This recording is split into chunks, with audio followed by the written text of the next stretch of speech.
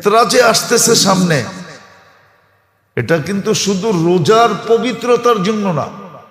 যেমন রোজার পবিত্রতা ফেতরা দ্বারা অর্জিত হয়, রোজার কমি খামি ত্রুটি এটার পূর্ণতা আসে, এমন ফেতরা দ্বারা ধনী গরিবের বন্ধন,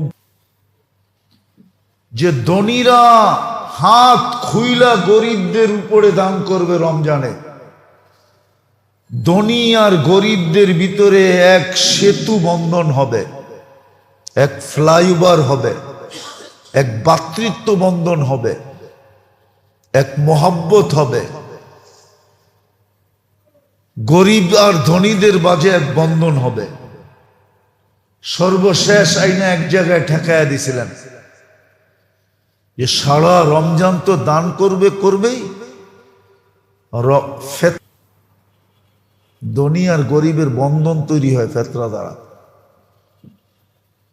এই জন্যই তো বলছে ফেতরা সামর্থ্য অনুযায়ী দিও, ফতুয়া অনুযায়ী দিও না। হ্যাঁ, লেখা রাখেন আমার কথা, মিডিয়া যেতেছে, আদায় হয়ে যাবে ফেতরা, কিন্তু আপনার নামটা কৃপণের খাতায় উঠবে, কৃপণের খাতায়। আপনার সামর্থ্য আছে ২৫০০ টাকা দেওয়া, আপনি দিছেন ১০০ টাকা, আপনার নাম উঠবে কৃপণদের খাতায়, সখীদের খাতায় আপনার নাম উঠবে না। হ্যাঁ, হুজুররা ফতোয়া দিবে ফেতরা আদায় হয়ে গেছে, আমিও বলবো ফেতরা আদায় হয়ে গেছে, কিন্তু নামটা উঠবে কৃপণের খাতায়। এই জন্য ফেতরা শুধু রোজার পবিত্রতার জন্য না, এক সামাজিক ধনী গরিবের বন্ধনের জন্য ছিল। বন্ধন হবে, মহব্বত হবে,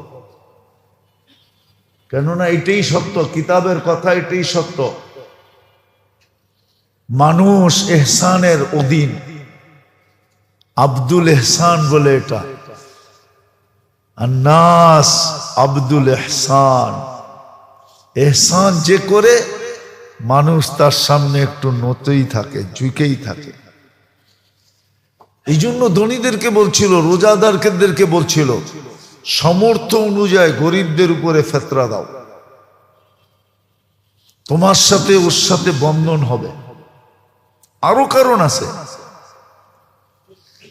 আরো কারণ আছে, যেন ঈদের দিন গরিবের মুখের থেকে আহ বাহির না হয়, আহ হায় বাহির না হয়, অথবা আমার দিকে মুখ তুইলা অভিযোগ না করে যে আল্লাহ ওইখানে তো ডাইলা দিলেন, আমার তো কিছুই দিলেন না। এই অভিযোগ যেন সে না করে। যদি অভিযোগ করে, হতে পারে তোমার যে ডাইলা দিলাম, দিয়া দন চায় মন কাইরানিতে কতক্ষণ, আমি নিয়েও যেতে পারি। আবার হইতে পারে সব থাকবে, সব থাকবে, চিনি তো দিলাম, মিষ্টি তো হইল না, চিনি তো মিষ্টি তো, চিনি তো দিলাম, মিষ্টি তো, বলে সব থাকবে, তোমার জীবনে মিষ্টি থাকবে না। সব থাকবে, জীবনে কি থাকবে না? মিষ্টি থাকবে না। মিষ্টি বোঝেন? জীবনের মিঠাস থাকবে না, মজা থাকবে না, মজা স্বাদ থাকবে না, জীবনে মজা থাকবে না। তো যেটা বুঝাইতেছিলাম, সমস্যা কিন্তু আমাদের আখেরাত। আল্লাহ চান আমরা সম্মুখীন না হই। সারা দুনিয়া হয় হোক, কিন্তু মুসলমান যেন না হয়। সমগ্র উম্মত সম্মুখীন হয় হোক, কিন্তু উম্মতে মুহাম্মাদি যেন না হয়।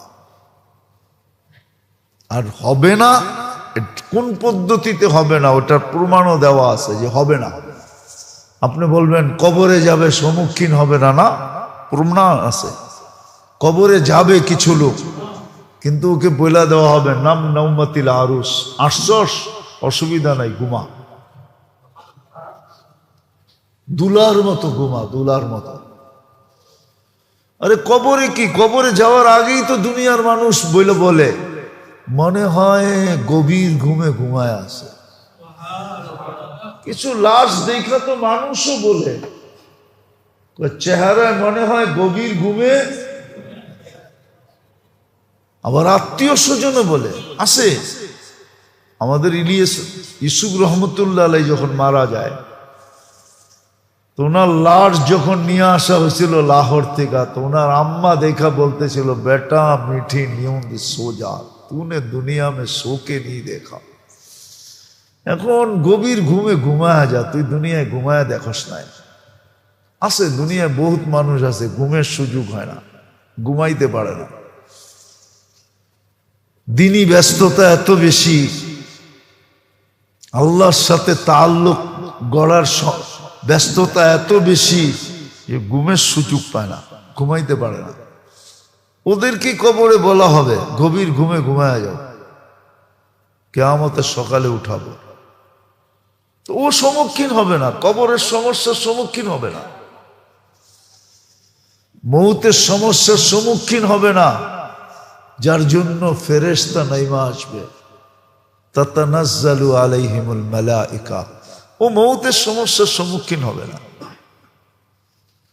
হ্যাঁ, নাইলে হাদিসে এই শব্দ আসতো না, আমিল মুআমিলাতা উম্মিল হানুন।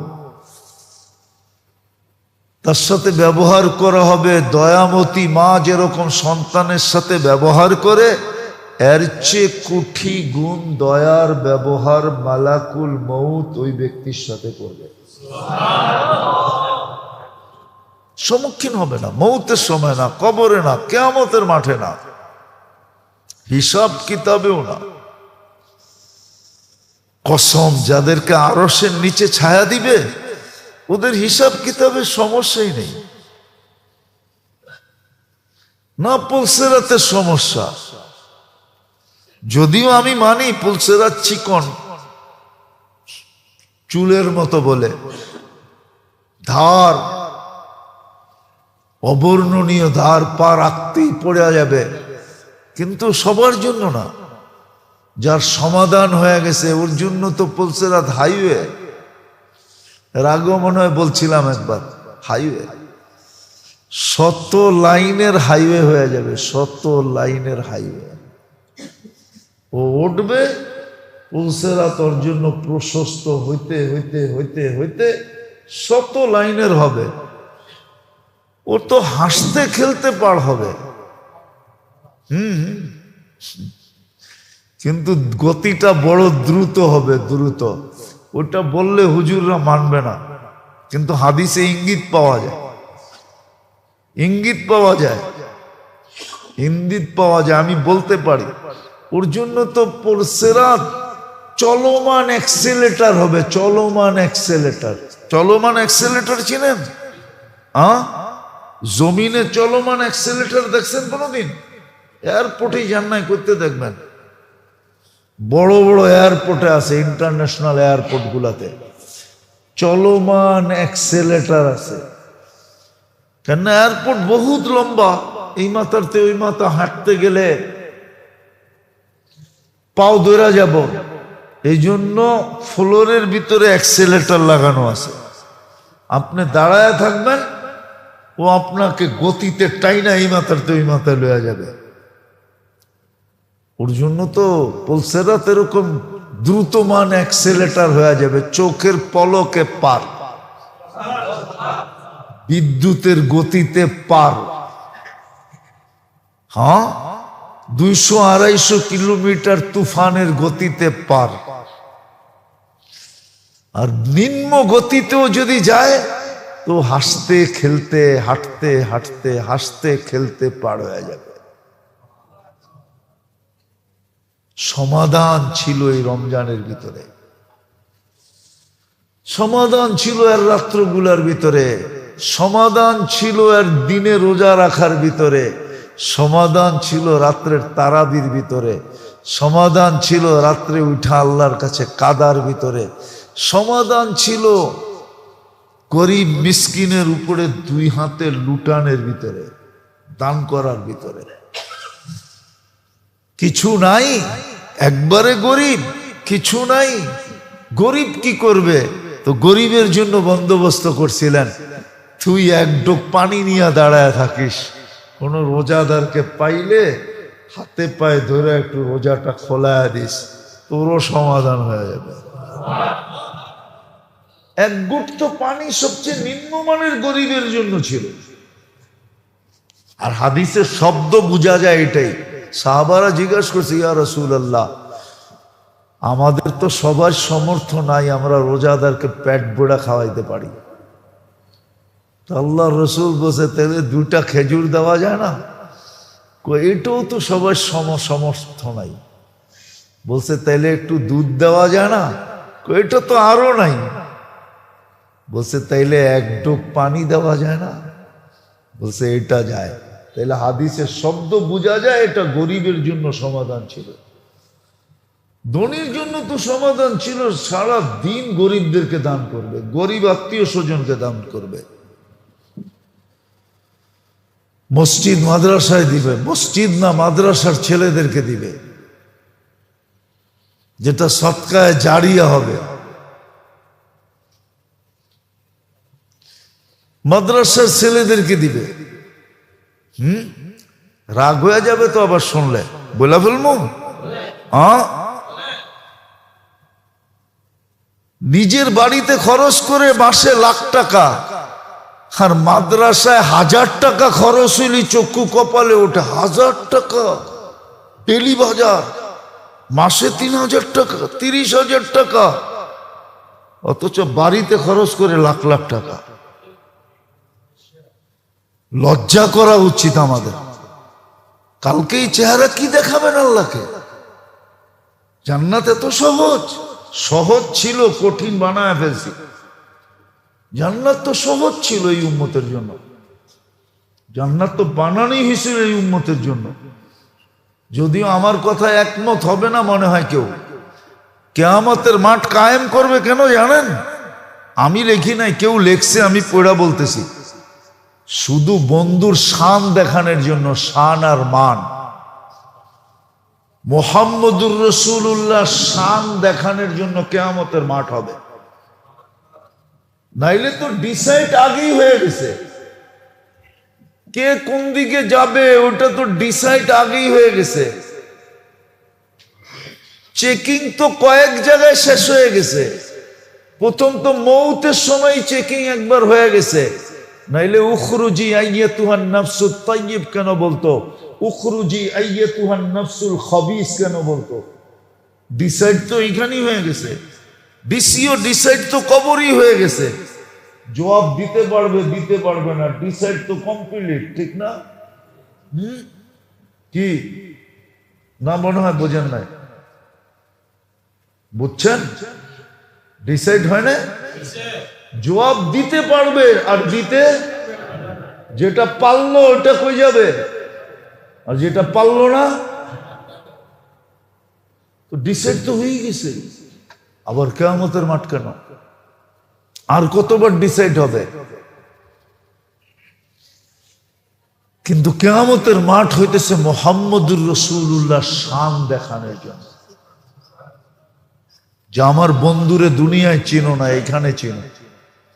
শাফাআতে কুবরা দেখা মানুষ চিনবে, শাফাআতে কুবরা,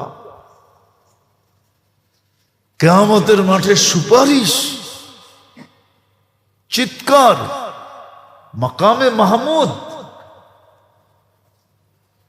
জান্নাতের বোরাক, জান্নাতের পোশাক, এটি দেখা চিনবে, শান চিনবে মুহাম্মদুর রাসূলুল্লাহ। তো রমজান যেটা বলতেছিলাম, সমস্যা সমাধানের জন্য। প্রত্যেকটা জিনিস আমাদের আখেরাতের সমস্যার সমাধান ছিল। গরিব যেন কিয়ামতের দিন আঙ্গুল না উঠাইতে পারে ধনীর উপরে, বরং ধনীর পক্ষ নিয়ে যেন আল্লাহ যেন আগের থেকেই ধনীর পক্ষ নিয়ে থাকে। গরিবের যেন ধনীর বিরুদ্ধে যাওয়ার সুযোগই না হয়। ধনী যেন শুধু ধনী না হয়। জানেন আপনি, আলেম ওলামা শহীদদের আগে সখী জান্নাতে যাবে, সখী দাতা। ওরা আলেমদের আগে জান্নাতে যাবে, শহীদদের আগে জান্নাতে যাবে, শুধু সাখাওয়াতের কারণে, দানের কারণে। গরিবদের আগে তো যাবেই যাবে।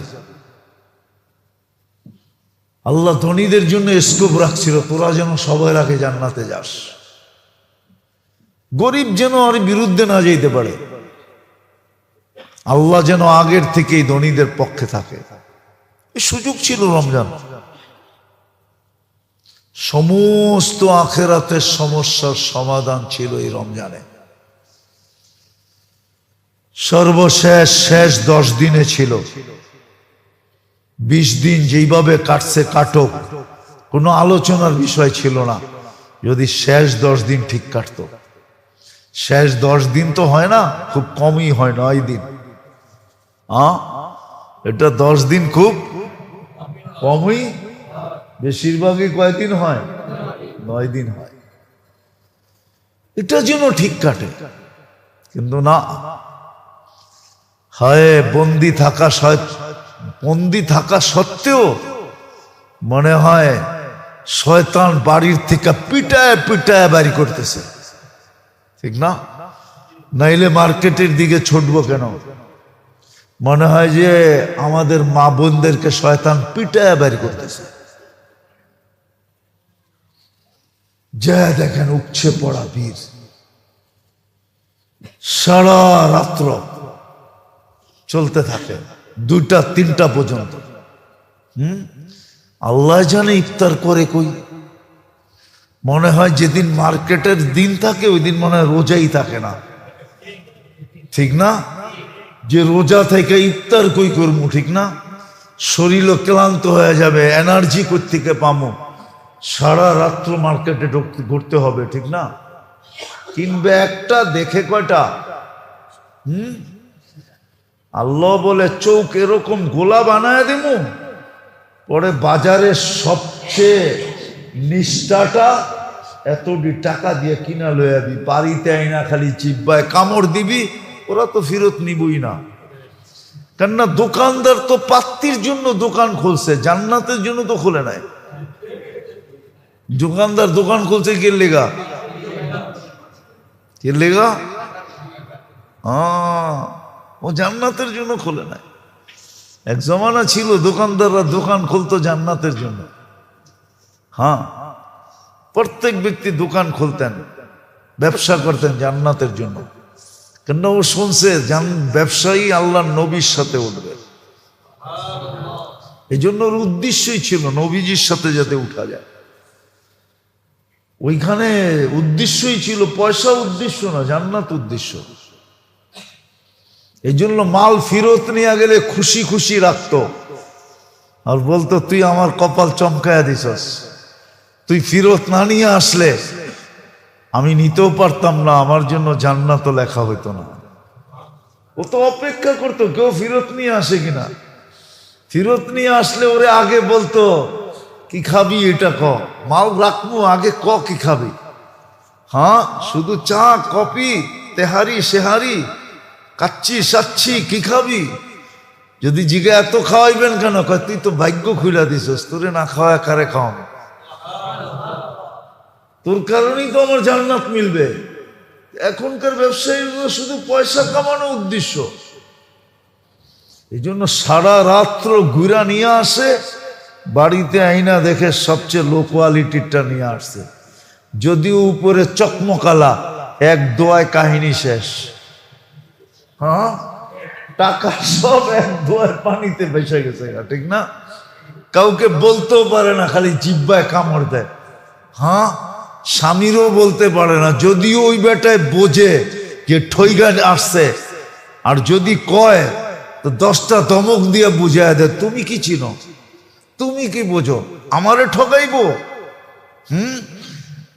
50টা যুক্তি দেয়, আমারে ঠকাইবো। কিন্তু আসলে যে ঠইগা আসছে এটা নিজেও বোঝে, কিন্তু কি করতে হইব, উপরে তো থাকতে হইব। আল্লাহ আমাদেরকে বুঝার তৌফিক দেন। আর অল্প কয়েকটা দিনই আছে, 25, 27, 29, 3টা রাত্র আছে, আর হয়তো 6টা দিন আছে। আজকে 23 রোজা, 29 হইলে 6 দিন, 30 হইলে 7 দিন। একটা মজার কথা যদি বোঝেন তো বলি, আল্লাহ অপেক্ষা করবে চাঁদ না ওঠা পর্যন্ত সিদ্ধান্ত লিখবেন না, চাঁদ উঠার সাথে সাথে সিদ্ধান্ত লিখবেন। হয়তো কাউকে পুরস্কারের মালা দিয়া মালামাল করে দিবেন, অথবা ওই রাত্রেই লিখবেন চির হতবাগা, চির ধ্বংসপ্রাপ্ত, চির বঞ্চিত। কিন্তু চাঁদ উঠার আগ পর্যন্ত লিখবেন না, অপেক্ষায় থাকবেন। আমরা ইউটার্ন নেই কিনা, আমরা ফিরি কিনা, তওবা করি কিনা, আল্লাহর কাছে চাই কিনা, মাপ চাই কিনা। এই জন্য আসেন ফিরি, নাইলে কই বললাম না, রোজার ভিতরেই বলছি, মনে হয় বলছিলাম, দুটা অপশন রাখা আছে। ওইভাবেই আমাদেরকে পাক করতে হবে, নাইলে আমরা পাক হব না। আর ওইটাই লক্ষণ দেখা যাইতেছে দুনিয়ার পরিস্থিতিতে, ওই লক্ষণই দেখা যাইতেছে। যদি আমি বলছিলাম দুনিয়ার চোখে মুসলমান যদিও মাথার জিনিস ছিল, কোরআন এটাই বলে আনতুমুল আলাউনা, কোরআন এটাই বলে তোমরা মাথার রাখার জিনিস ছিল, কিন্তু তোমাদের কর্মে আজকে মুসলমান সারা দুনিয়ায় বস্তিরও মূল্যায়ন আছে, মুসলমানের মূল্যায়ন নেই। অথচ সারা দুনিয়া চলে মুসলমানের অর্থ দিয়া। হ্যাঁ, বিশ্বাস মনে হয় আপনাদের হয় না, দাঁড়া। কিন্তু সারা দুনিয়ার চোখে মুসলমান বস্তির চেয়েও নিচে, বস্তির মানুষের সম পরিমাণও দুনিয়ার মুসলমানদের দুনিয়ার চোখে মর্যাদা নাই নাই নাই। আপনি আপনার দেশে যতই বাপ দেখায় চলেন না কেন, আপনি আপনার দেশে বাপ দেখায় চললে কি হবে? দুনিয়ার চোখে আপনি বস্তির লোকের চেয়েও নিচে, বস্তির লোকের সমানও আপনার ভ্যালু নাই। যদি ভ্যালু থাকতো তাহলে মুসলমান নিধন কেন চলতো? আল্লাহর রসুল বলছে 1400 বছর আগে, তোমাদেরকে নিধন করা হবে ওইভাবে যেইভাবে সুস্বাদু মানুষ, আরে ক্ষুধার্ত মানুষ সুস্বাদু খানা দেখলে নিয়ে কারাকারি করে, লাফালাফি করে, ঝাপাঝাপি করে, ঝাঁপ দিয়া পড়ে। তোমাদেরকে নিধন করার জন্য এরকম দুনিয়া ঝাঁপ দিয়া পড়বে। আর তোমাদের দিলের ভিতরে থাকবে ওদের রূপ, ওদের ভয় আল্লাহ ঢুকায়া দিবে। বিদুর সবকিছু থাকা সত্ত্বেও তোমরা কিচ্ছু করতে পারবে না, চুপ থাকবা, খালি চুপ চুপ থাকবা, কিচ্ছু করতে পারবে না। এটাই সত্য। এই জন্য আসেন, সুযোগ দিছিল সমাধানের জন্য, যেন চির সমস্যা সমাধান পাওয়া যায়। এখনো যদি হুশে না আসলাম তাইলে অপেক্ষা করেন। আমি আবারও বলতেছি, বদদোয়া করতেছি না, কেন বলি আমিও জানি না, আমার মন বলে, জানি না কেন বলি, যে ঈদের খুশি কান্নায় রূপান্তরিত হতে পারে। প্রথম 10 দিনে 9 বার ভূমিকম্প আসছে। রোজার 10 দিনে কয়বার ভূমিকম্প? 10 দিনে 9 বার ভূমিকম্প। খুশি কান্না তো রূপান্তর হইতে পারে। যে কি খুশি করবে, কান্না করি তো কুল পাইতেছে না, খুশি করতে কি করবে? পারে আল্লাহ, আল্লাহ না করুক এরকম কিছু হোক, কিন্তু অবমূল্যায়নের দিকে দেখলে মনে হয় আল্লাহ আমাদেরকে বোঝার তৌফিক দান করেন। এই জন্য ওলামাদের থেকে শিখেন এখনো করণীয় কি আছে। ফেতরা সমর্থ অনুযায়ী দেন, বরং সমর্থের চেয়ে বেশি দেন,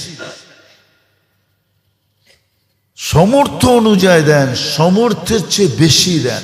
ঈদের নামাজের আগে দেন, গরিবদেরকে আগেই দিয়া দেন,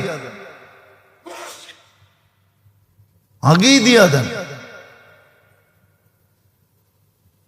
নিজেদেরকে সখীর খাতায় নাম লেখান, বলবেন জীবনভর দিয়েছি 100 টাকা। জীবনভর দিলে কি হবে? 100 টাকাই যদি হতো তাহলে আল্লাহ রসুল 5 প্রকারের কথা বলতেন না, হাদিসে 5 প্রকারের কথা আসতো না। 5 প্রকারের কথা হাদিসে আসার কারণ এটাই যে ফেতরা সমর্থ অনুযায়ী দিবে, বরং সমর্থের চেয়ে বেশি দিবে, মন খুলা দিবে, ঈদের আগে দিবে। গরিব যেন ধনীর থেকে, হ্যাঁ, ধনী যেই পোশাক পরছে ওইটা পরেই তার পাশে দাঁড়াইতে, ওরকম পরেই দাঁড়াইতে পারে। ধনী যদি তাকায় তো মুস্কি দিয়ে হাসি দিয়া বলবে, তাকান কি, আপনিই তো দিলেন। তাকান কি, আপনি তো দিলেন। এক বন্ধন তৈরি হয় ধনী আর গরিবের, সমাজের ভিতরে ছোট বড়র এক বন্ধন তৈরি হয়। আজকে বন্ধন নাই। গরিবরা সারাদিন ধনীদেরকে দেখে হিংসা করে, ঠিক না? কি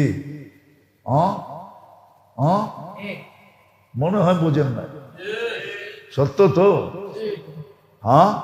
আর ভিতরে ভিতরে ফলতে থাকে, ঠিক না? হ্যাঁ, সুযোগ পাইলে কূপ মারতে থাকে, ঠিক না?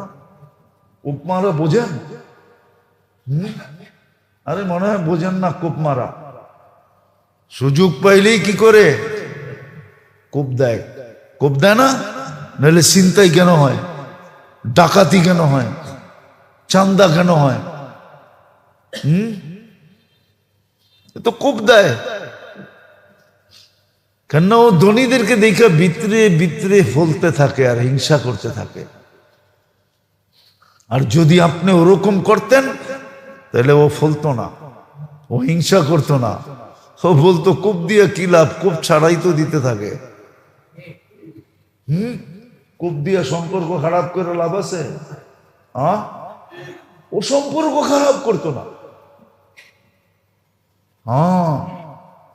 এই জন্য কোনো মনীষী লিখছিল, সময় হবে না, কোনো মনীষী লিখছিল, ধার্মীয় ধনীর থেকে মহব্বত করো গরিবকে, গরিবের থেকে ধার নিও না। ও জাগা বেজাগায় চাইবো, তোমার ইজ্জত বুঝবো না। আর মহব্বত করো গরিবকে, ওর কাছে টাকা নাই, ও জান দিয়া বদলা দিবে। ও কি দিবে?